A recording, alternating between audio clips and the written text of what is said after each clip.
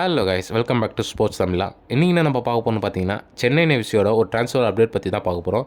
இதில் ஃபஸ்ட்டு என்ன பார்க்க போகணும்னு பார்த்தீங்கன்னா, ரஃபேல் கிரிவலாரோ சென்னை எஃப்சி விட்டு லீவ் ஆகிட்டார்.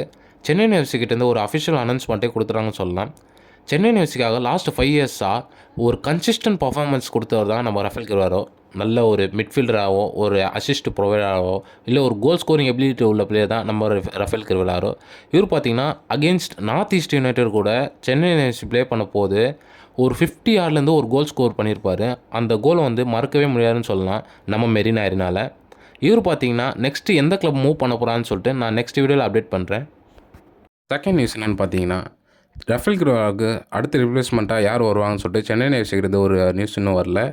லூகாஸ் பரம்பிலா இவருக்கு கூட சென்னை எஃப்சி ஒரு டாக்ஸில் இருக்கிறாங்கன்னு சொல்கிறாங்க. மேபி ஒரு சென்னை எஃப்சிக்கிட்டேருந்து ஒரு அஃபிஷியல் அனௌன்ஸ்மெண்ட் வந்து தான் நான் உங்கள்கிட்ட கன்ஃபார்ம் பண்ணுறேன்.